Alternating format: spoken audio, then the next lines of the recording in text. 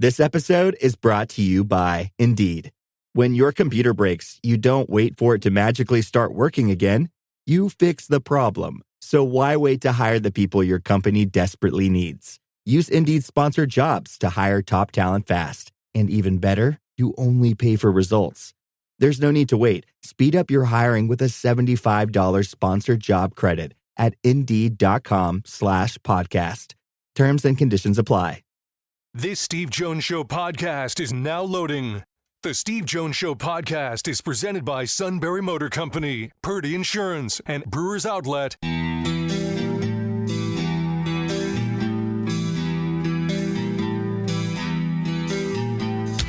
Bringing you an in-depth look at Penn State sports and more. This is the Steve Jones Show on News Radio 1070 WKOK. The Steve Jones Show is presented by Brewers Outlet, Sunbury Motor Company, and Purdy Insurance. Now from the Sunbury Motor Studio, here's Steve Jones. Half hour brought to you by Brewers Outlet, Reagan Street in Sunbury, the beverage supermarket. Imports, domestics, microbrews, the best selection of beer anywhere. Wine coolers, water, soft drinks, snacks. They roast their peanuts fresh and out every day. 6 great flavors of slushies. And not only that, but ready-to-drink cocktails. High Noon, Crown Royal, Jack Daniels, and the Pickle Bar led by the Barrels and the Dills, indeed second to none, all at Brewers Outlet. Reagan Street in Sunbury, the beverage supermarket. The great Neal Coolong now joins us. Sir, always a pleasure. Highlight of our week. The pleasure, as always, is mine. It's great to be here. Well, you and I meet on this show every week. Aaron Rodgers allegedly met with the Steelers last week. Thoughts, sir? I hope he got a nice tour of the facility. I hear the players don't think all that highly of the weight room, but maybe that doesn't bother him at age 41. I don't know. It seems odd to me that he would want to show up and not sign a contract. Would that really weigh in on his decision, I guess, was my thing. Is that really what this is? Is he just kind of treating this like one of his 5 official visits in college? I don't know. But by this point, I don't think there's anything we should view as unexpected or strange, because that would only suggest that it's not something we saw coming, and there really shouldn't be anything with Aaron Rodgers. At the same time, the lack of pursuit elsewhere really kind of suggests this is the match that everyone expects to take place. I would figure neither of them have better options right now than one another, and because of that, it's going to kind of go the way, I guess, that Rodgers wants it to go, because logically, if you think about it, if it works, if everyone's on the same page, why do we need to do it today? He's got his reasons. Most people speculate it has something to do with, side media pursuits that he has. Maybe it does, maybe it doesn't. I would say, though, it's not necessary to get anything locked in, really, until the draft. At that point, you'd need an all-in vote, simply because for the Steelers, they're not going to have another option at quarterback. Right. If they want to go with Mason Rudolph, I guess that they can, but your draft plans are probably going to change a little bit if Rodgers is not going to sign. And if they have confidence now that he will, they can conduct their business as they would anyway, and it'll just be kind of an annoyance for fans and media alike. Until the great glorious day when he does actually sign, and the Steelers can get to the business of figuring out how to conduct a professional offense, which we'll see whether or not that happens with Aaron Rodgers. What was that last part? Conducting a professional offense? It's been a while. I know it's strange, but the thing that caught me more than anything, I remember last year not really drinking the Russell Wilson Kool-Aid. Right. And looking at what he had done in Denver, and everyone lays out his stats and say, he really wasn't all that bad. It's like, well, you need to watch the game. Did you watch the tape? To kind of see. Yeah, exactly. You need to see the manner in which those stats were produced. It's really not that hard for a quarterback in today's NFL to throw for 3,500 yards. I mean, really what that means is he played 16, 17 games. They throw a lot. So yep. What really stood out to me, though, is that Wilson's numbers in Denver are very, very similar to Rodgers' numbers in New York. Mm-hmm. Now, we can get into details of that, why it is that happened. Rodgers played another game. Rodgers is also coming off an injury. Wilson got sat down in Denver toward the end. I think he missed, the last 2 games, something like that. Yeah. Whatever it is, you can't look purely at the stats. But when they're remarkably similar at a level that I think most would agree is not exactly outstanding, you do have something of a sense of what you're getting. Now, in Wilson's case, his numbers looked a lot better for the first 6 games of his time in Pittsburgh than they ended up being after the last 5. And again, of course, he only played the 11 games. But with Rodgers, he was coming off injury, but as I've said in this segment many times, you don't get better at football by not playing football. He missed a year with injury. It's not as if you can say, well, now he's healthy, now he's ready to go. He's 41 years old. You don't just get better at the age that he's at either. So I don't know how much better people can really expect him to be. But I will say at a mid-range target, call it 15 to 20 yards, red zone offense, he can still conduct himself very well. He has a very good back pylon throw still.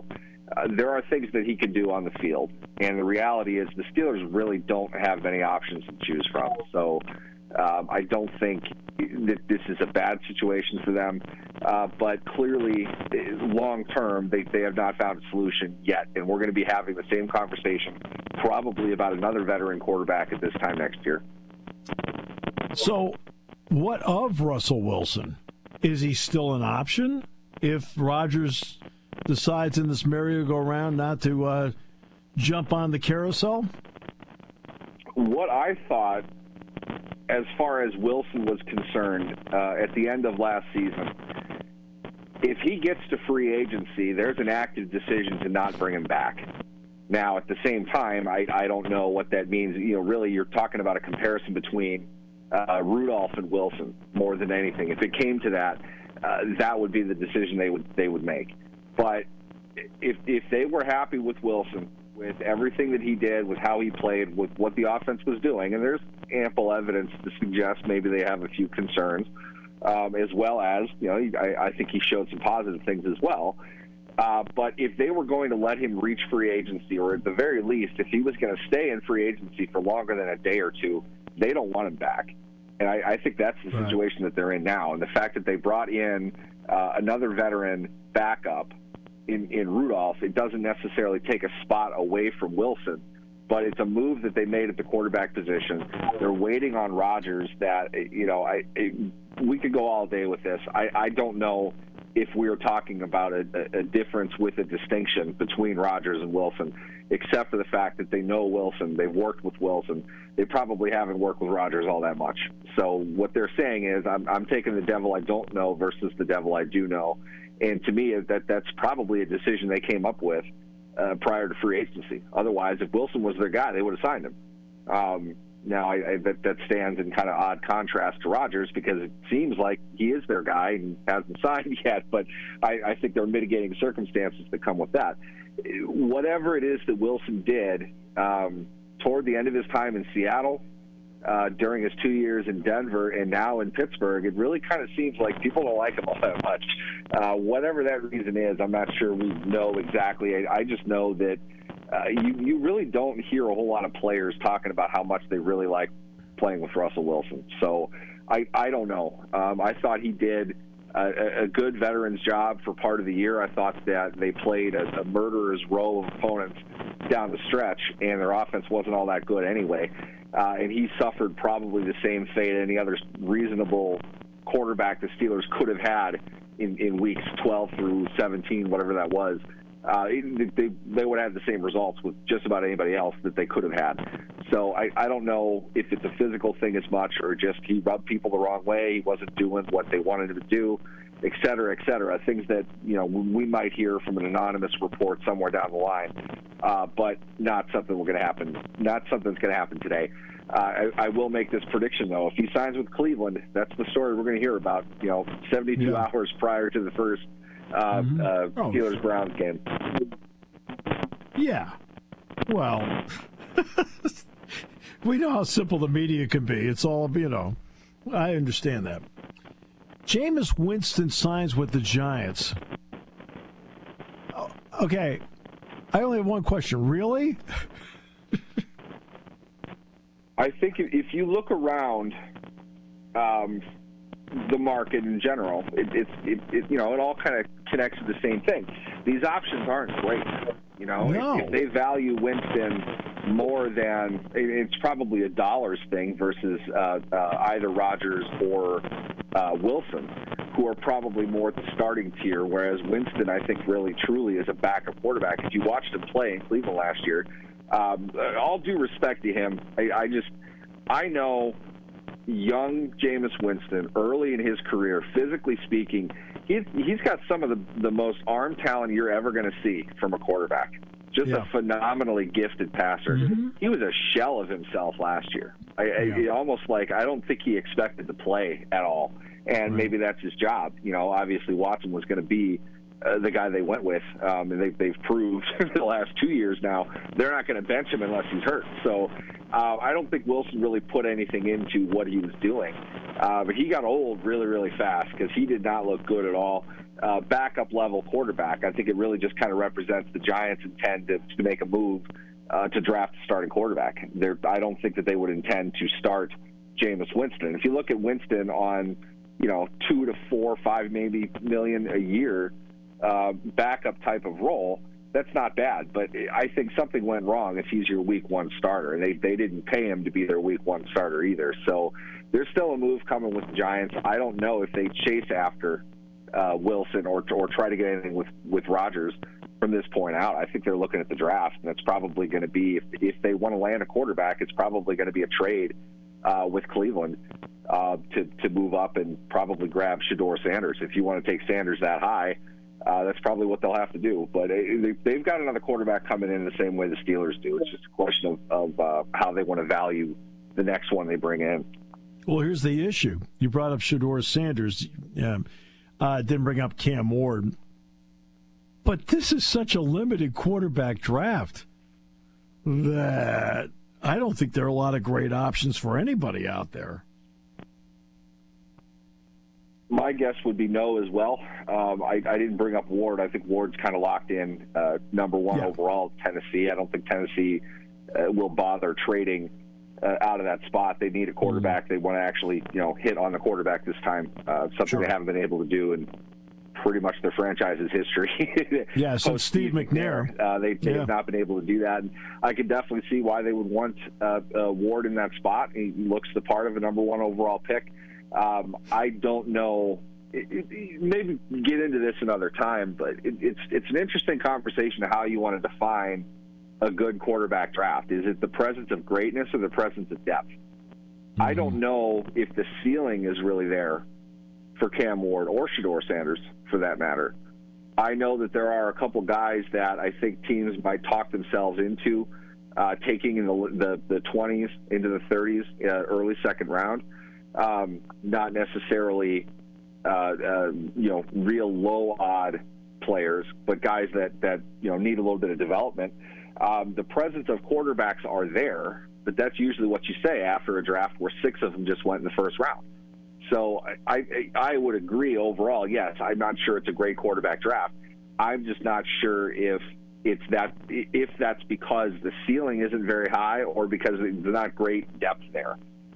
You and I have talked about Jackson Dart. It's funny. I hear mixed reviews on him. Seems like he goes anywhere from the top 10 to the 4th round, depending on who you talk to. So clearly there's the presence of good and bad with him that you can see pretty clearly in his film. There's work to be done on him either way. It's just a question of who wants to get him and probably where else they're drafting. If you're the Steelers, you don't have a second-round pick. Do you take, pardon the phrase, do you take a throw of the dart at the board at 21 overall because you're not going to get him in the 3rd round? Some teams might say that that's not a terrible idea. I don't think it'd be good for the Steelers to do that, but you look around at the other quarterbacks who were there, I think you've got probably pretty low odds of being able to land a starter, a quality starter. You can force a starter. There are the Will Levises out there. There's always going to be guys like that. I'm sure we'll see a couple of them get drafted. I'm not sure if any of them are particularly good. This is not the type of year really that you need to get a starting level quarterback. And it's funny that the Steelers seem to be in this spot more and more recently, but most importantly when there are no quarterbacks to get.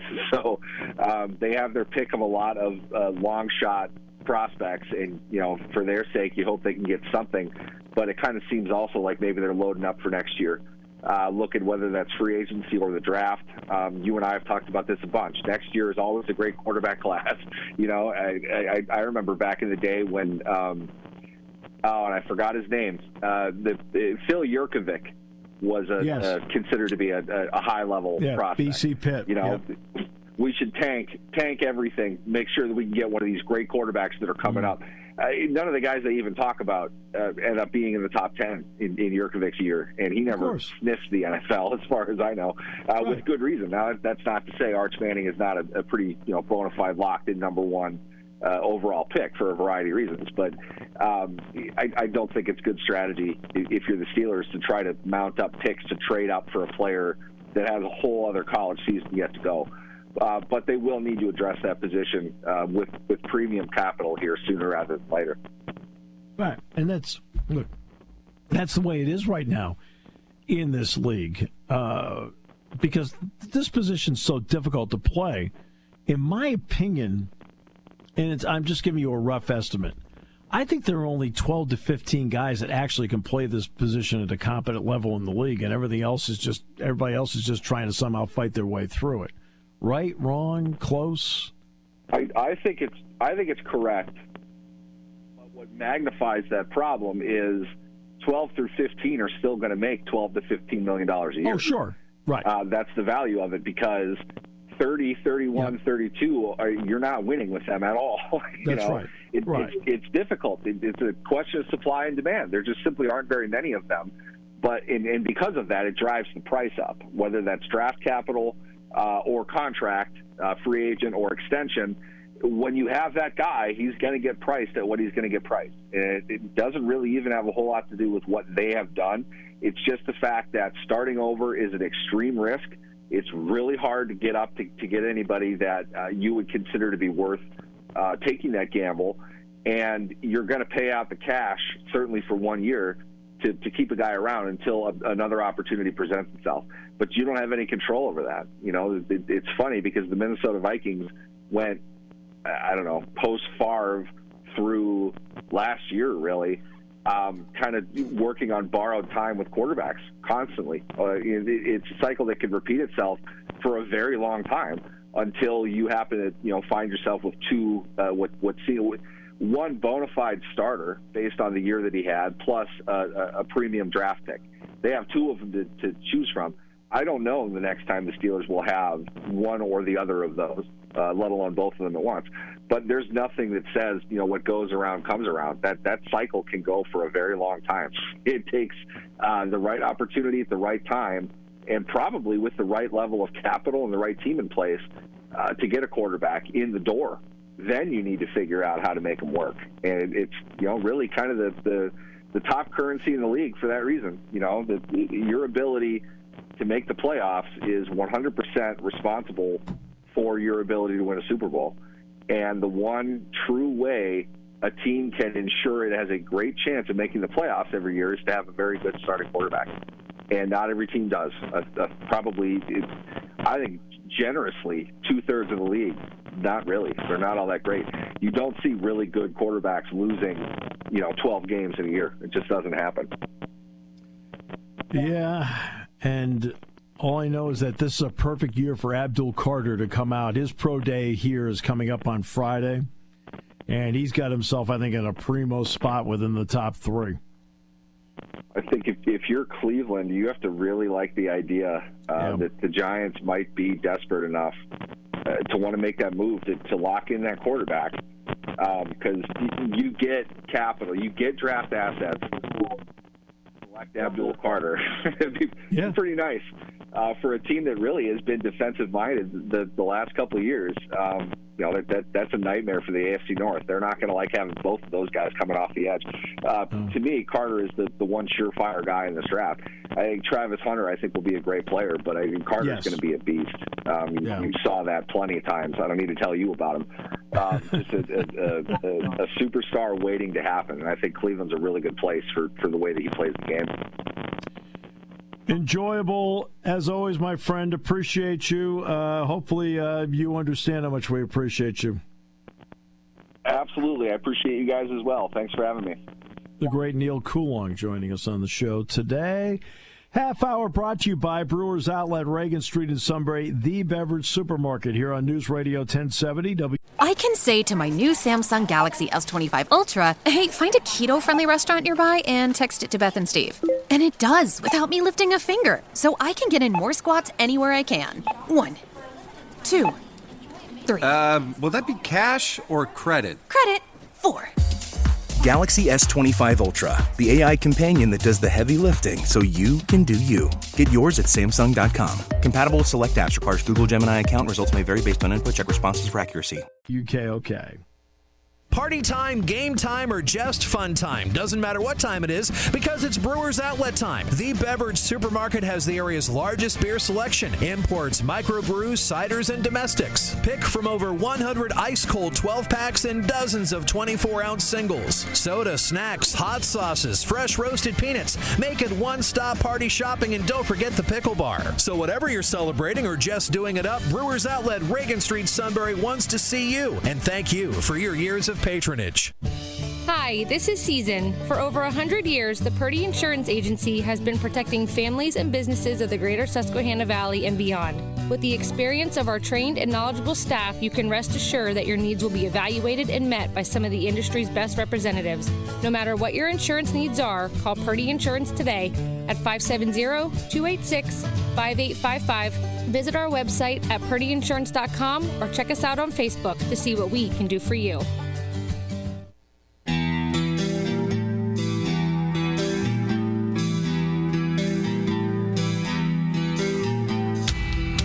An in-depth look at Penn State sports and more. This is the Steve Jones Show on News Radio 1070 WKOK. The Steve Jones Show is presented by Purdy Insurance, Brewers Outlet, and Sunbury Motor Company. Now from the Sunbury Motor Studio, here's Steve Jones.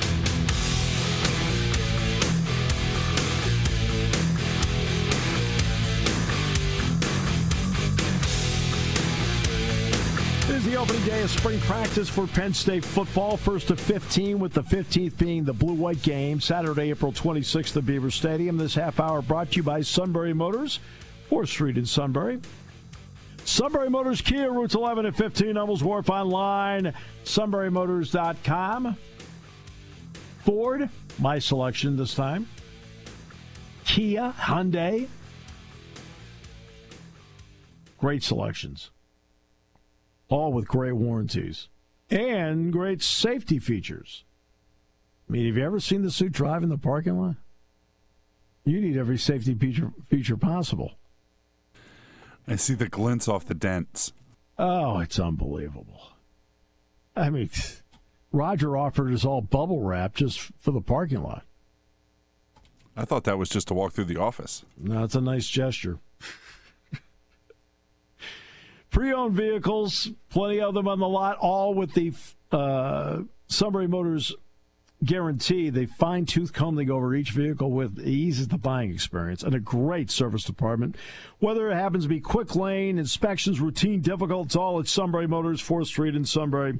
Sunbury Motors Kia, routes 11 and 15 in Hummels Wharf, and online at sunburymotors.com. All right, so we will get to St. Francis in a moment because they'll play one more year of Division I basketball, then drop to Division III. And we just had Rob Krimmel on the show talking about all of the greatness that they brought to the floor this year that got them to the NCAA tournament for the first time since 1991 when Mike Isolino was on the team. But I want to get to the transfer portal in basketball quickly here. Okay. Right now there are hundreds of names in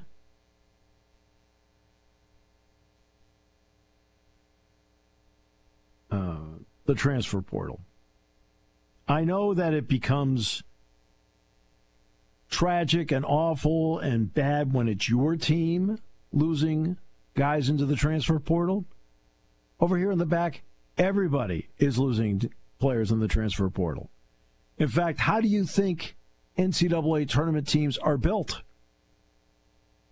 Name the only team in the Sweet 16 that doesn't have a transfer portal guy in the starting lineup. There's one. Uno. One. And that is Purdue. They're the only ones. Now, Duke has one. Michigan has 5.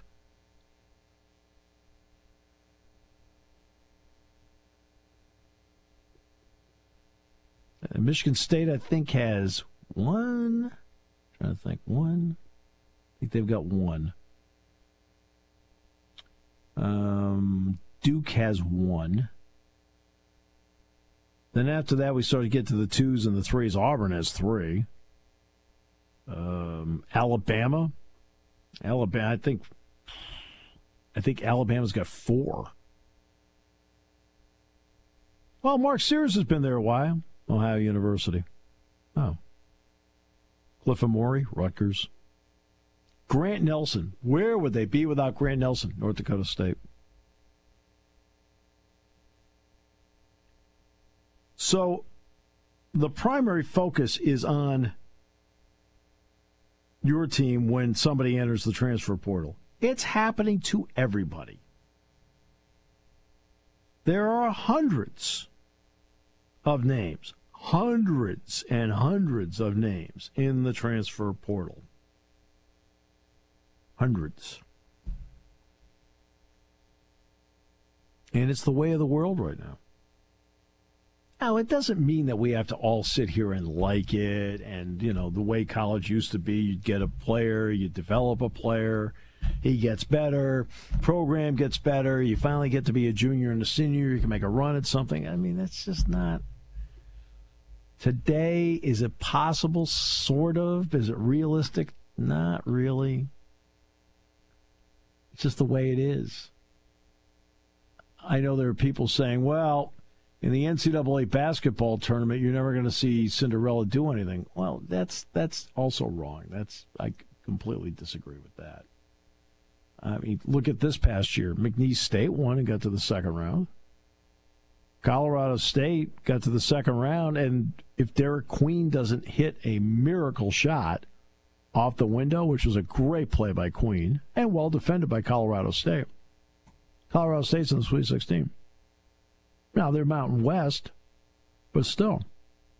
I mean, Drake won its opening round game.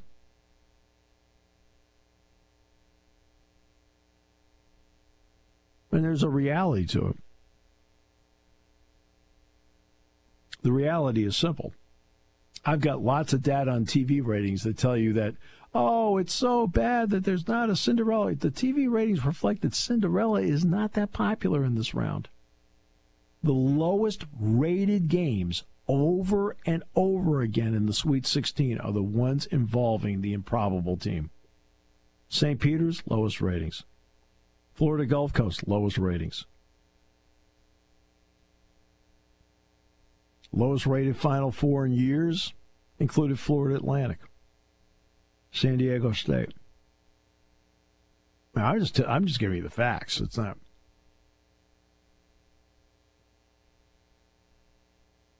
Because what happens and what makes a great rating is quite simple. The more casual fans you get involved watching, the more people you're going to have for a TV rating. Simple as that. Well, guess what? They know who Duke is. They know who Kentucky is. They know who Tennessee is. They know who Auburn is. They know who Michigan State is. They know who Purdue is. You got some heavyweight matchups in the Sweet 16. Now back to the transfer portal. I talked about how all these top teams built themselves. I mean, Kentucky is all transfers. It's the only way Mark Pope could get this team there, transfers. So the bottom line is you're going to need a couple things. One is you need money and opportunity. Those are the two items that you need. Money, opportunity. It is the way of the world today. Money, opportunity. And that's with everything, including college athletics today. So Javin Carter puts his name into the transfer portal. Pretty much had that feeling for about a month that was going to happen. Okay? So I didn't sit there and go, oh, no. I mean, I sat there, okay, well, I'm not surprised. Tremendous guy. I can't say enough of him. He's a great young man. And he has a terrific family. I want nothing but the best for him. Hudson Ward, same thing. I mean, I met his mom. She's terrific. Hudson's problem is he came in here, worked hard. He was a little bit behind everybody just to start with, but then he got hurt. Then he got sick. Then he got hurt again. And you fall behind, and your shot at playing time goes with it. All right? Can't say enough good things about Huddy. Can't. I want him to succeed wherever he goes. Miles Goodman is an interesting case in that there's no doubt he's got one thing you can't teach, that's the height. And it's not as if he doesn't have some talent. He does. He's very raw. Very raw. And as a person, I like Miles Goodman. As a person, I can't say enough nice things about Miles as a person.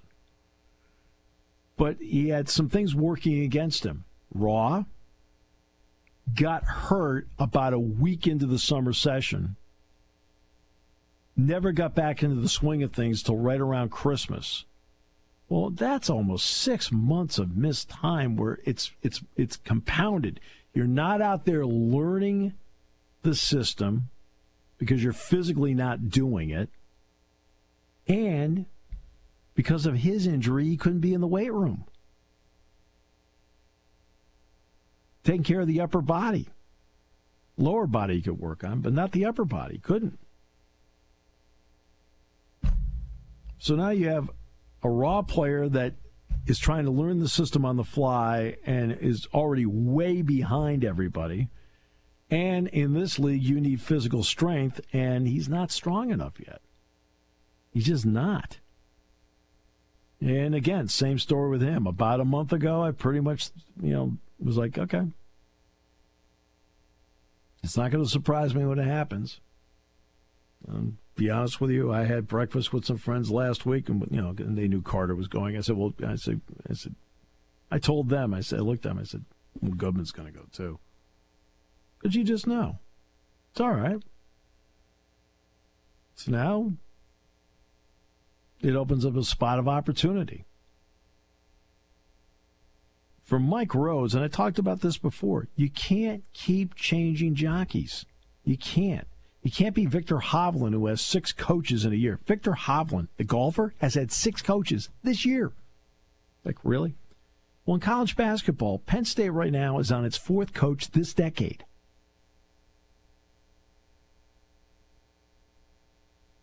The program was thrown into disarray on October 24th, 2020, when Pat Chambers, right before the start of the regular season, was fired. Now, okay, Penn State had a recruiting class coming in. They're going to sign, 2 weeks later? And somebody within athletics, not at the very top, but somebody within athletics, hey, can you fax over or, email me our recruits? And they got emailed a blank piece of paper. A blank. The email was blank because all the recruits decommitted. So you lost that class. Jim Ferry did a great job of everybody hang in there, but again, he was put as a guy that did a great job but he didn't end up with the job. So, when you're in flux like that and you have no guarantees, you can't recruit, you can't do anything like that. So that's gone. Now you bring in Micah Shrewsbury. Okay, you start to get, you get to the NCAA tournament with what essentially is a mid-major all-star team. Getting Andrew Funk was incredible. All right. Jalen Pickup becomes a second-team All-American as a transfer from Siena. Cam Winter comes in from Drexel, hits the two biggest shots of the decade for Penn State. And all right, and nope. And then Mike has gone to Notre Dame. So Mike Rhodes comes in, and Mike Rhodes is hired in April. He hasn't even been here, physically, he's not been here for two full years yet. He's brought in April, so he's already way behind. He has no recruiting class. They all left, so there's no recruiting class. And so he's got to go out and get 10 guys, 9 transfers, and 1 freshman in a 59-day span. They hang in, do the best they can, play better at the end of the season. Okay, now they put themselves in a great spot. They're 12-2 with this group, but then the injuries got them. Oh, that's an excuse. Okay, it's okay. You've got to face those who say injuries are not an excuse. Need to have a reality check. I mean, desperately need a reality check. You don't just plug and play people in there. There's a reason that guy is starting. In fact, there's not just a reason. There's a checklist of reasons why that guy's starting. Or if the guy coming off the bench is just about as good as in Nick Kern's case, who's replacing Nick Kern? Right? There's a domino effect to this, and it's just, it's hard talking to when you're trying to talk to people. That's an excuse. Oh, for goodness sakes. Do you understand the game at all? I mean, at all. I mean, come on. You go back to 1975 Indiana, undefeated, lost to Kentucky. Well, Scott May got hurt. Well, that's just an excuse. Well, guess what? That's a big one. National Player of the Year. That was a big one. Right? Guys get hurt. It derails your opportunities. Over and over again. Again, the person replacing them is good, but not as good as the person they're replacing because there's a long list of reasons why the other guy starts. Okay, that said, Penn State had a great start, 12-2, and they had a really good finish. They won 3 of their last 5, but it's a donut season. The middle was a hole. So I got it. And then you see guys go in the transfer portal. Oh, and then the couple ones that I'll tell you, the one I love is when I hear he should have played the younger players. Look, what are you talking about? Play the younger players? What are you talking about? This is not 1995. It's 2025. Okay, Penn State ends up winning 16 games. If they win 3 more games, like all these close games we talk about, you win 3 more games, guess what? You're on the bubble. I'm not saying you're in, but you're on the bubble. But you want me to play the younger guys? That's not how it works. You need to win today. Because despite what people thought, Penn State still had a chance on those particular days.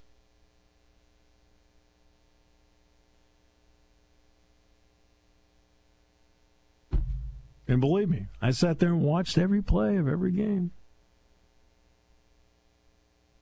So now, you got hundreds of names in there. Everybody. We already know what the system is, what it is. We already know that. Well, you've got to play the system. It's money and opportunity. Money and opportunity over and over again. And look at the job Dusty May did. They're all transfers, except for Will Cheddar and who's the other guy? One other guy in that roster. In fact, Will Cheddar might be it.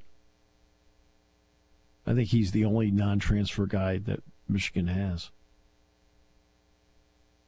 I mean, Donaldson's from Auburn. Burnett transferred in 2 years ago. Golden's from Florida Atlantic. My favorite is Roddy Gailey from Ohio State to Michigan. And that's their lineup. Danny Wells from Yale took all of his NIL and probably invested it. But that's their lineup. The Purdue's of the world, and to some level Michigan State, they're rare. 2 starters for Tennessee or not? In fact, Ohio State, we talk about Ohio State. Who's the starting center for Tennessee? Felix Okpara. Where's he from? Ohio State. Starting guard, Michigan. Roddy Gale. Where's he from? Ohio State. It's happening to everybody. And you can't keep starting over and over and over again. Today, football practice begins for Penn State. This is James Franklin's 12th year. Every time he loses a game, there's a segment out there that wants him fired. Are you kidding me? All everybody wants to do is see, not everybody, my apologies. It's that segment out there that just wants to start over again all the time. You can't just keep starting over. Hey, every time you start over and then you keep starting over and keep starting over, you got to let something bake for a little bit. And look what he's been able to do. As for St. Francis, as we mentioned, the same thing happened to Hartford. Made the NCAA tournament. Johnny Gallo got him there. John's now the head coach at Manhattan. Right after they made the tournament, he got the word from on high, like, we're dropping to Division III. Well, now St. Francis has done the same thing. It just isn't, the money's not there. It's not there. They have limited resources on tickets. Their football program is a financial drain. And the NCAA distribution, which is going to get a little bit smaller because of the House settlement, it's hard to compete. And I feel awful for Rob Krimmel, who's done an incredible job there. But they are not going to be the first one to do this. They are not going to be the first one to do this. We're going to see a couple others here along the way, don't you think, Todd, that are going to sit down and go, I think this may be the end of the road. We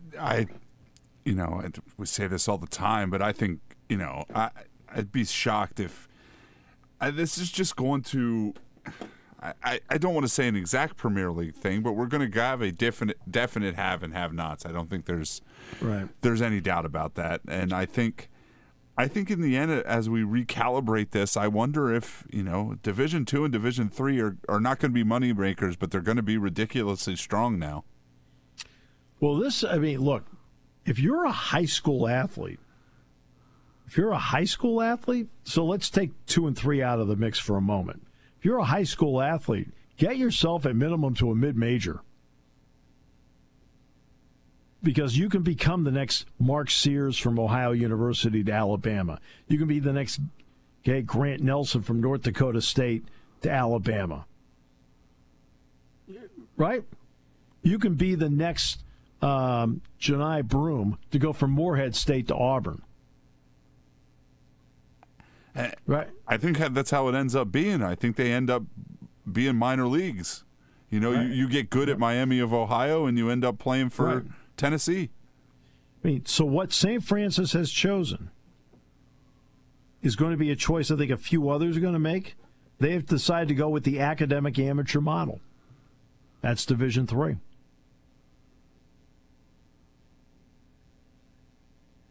And 40% of that campus, by the way, 40% of their enrollment at St. Francis happen to be athletes. You realize that? 40%. It's going to be interesting, how that works out for these schools, how that does, what that does to their enrollment. And, Division III hasn't exactly, there's been a pile of Division III schools that have had to close over the last 3 years, too, for the same reasons. Well, exactly. And that's a big problem. And that's what you're going to see moving forward. I think there's certain things that are going to happen. One is you're going to see a few schools move down to Division III for the reasons that you stated. And I also think that you're going to see some sports become club sports at certain universities. I can't see how ACC schools are going to be able to do this. I can't see how Big 12 schools are going to be able to do this. Because, again, in order to take care of everything financially between the increased number of scholarships and the mandated House settlement where the maximum is $20.5 million, just this year, athletic departments have to come up with another $28 to $30 million between the two. Well, who can afford to do that? The biggest of the biggest can.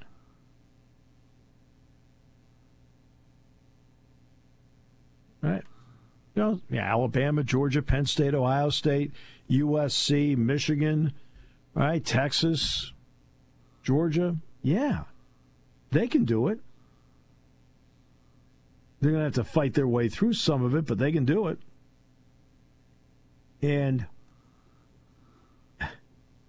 But how can the Pitts of the world, Virginia Tech,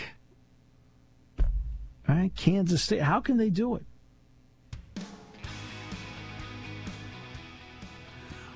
I'm interested to see if Rutgers and UCLA can get themselves out of debt. Well, I think the TV deals that they have with the Big Ten are the ticket to getting out of debt. I think that's the ticket to it. Again, still got to spend a ton of money. Well, I know. Again, they're in the same spot. I mean, you look at the SEC, it's a little more palatable to do it. They have fewer sports. See, the fewer sports model.